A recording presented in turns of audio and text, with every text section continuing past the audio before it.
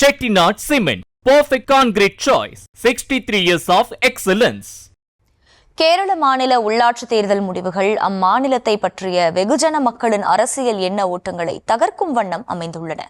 கேரள மாநில தலைநகராக உள்ள திருவனந்தபுரம் மாநகராட்சியை பாஜக கைப்பற்றியிருப்பது புருவங்களை உயர்த்த வைத்துள்ளது. அதேபோல ஆளும் கட்சியை பின்னுக்கு தள்ளி காங்கிரஸ் கூட்டணி பெரிய வெற்றியை ஈட்டியிருப்பது அடுத்த ஆண்டு அங்கு நடைபெறவுள்ள சட்டப்பேரவைத் தேர்தலுக்கான எதிர்பார்ப்பை எகிர வைத்துள்ளது.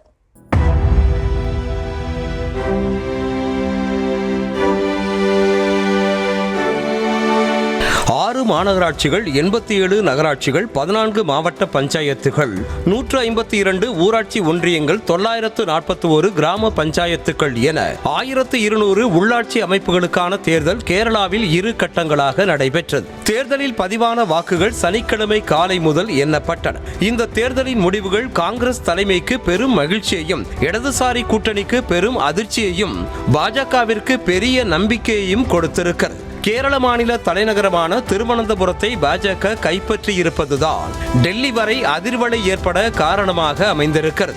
மொத்தம் 101 வார்டுகளை கொண்ட திருவனந்தபுரம் மாநகராட்சியில் 50 வார்டுகளை பாஜக வென்றெடுத்திருக்கிறது.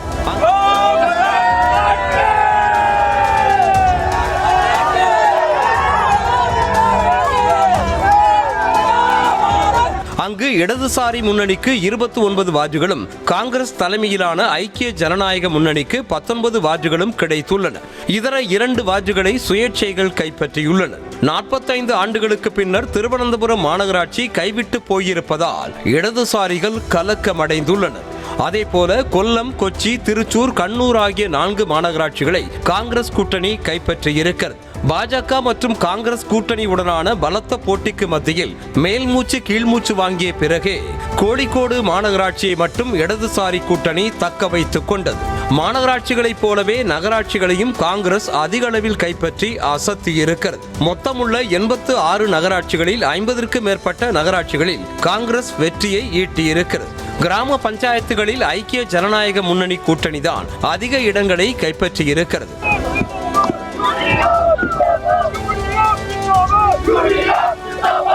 44% மைனாரிட்டி மக்கள் வாழும் கேரளாவில், அதுவும் தலைநகரில் பாஜக பெற்றிருக்கும் வெற்றி அக்கட்சிக்கு உத்வேகத்தை கொடுத்திருக்கிறது. அதேபோல அடுத்த ஆண்டு சட்டப்பேரவை தேர்தலும் நடைபெறவிருப்பதால் காங்கிரஸ் பெற்றிருக்கும் வெற்றி அந்த கட்சிக்கும் கூட்டணி கட்சிகளுக்கும் தெம்பூட்டி இருக்கிறது. அதே வேளையில் திருவனந்தபுரம் எம்பியான காங்கிரசின் சசி தரூர் தொகுதியிலேயே பாஜக எதிர்பாராத வெற்றியை பெற்றிருப்பதால் அவர் மீது காங்கிரஸ் தலைமைக்கு உள்ள அதிருப்தி அதிகரித்திருப்பதாக சொல்லப்படுகிறது.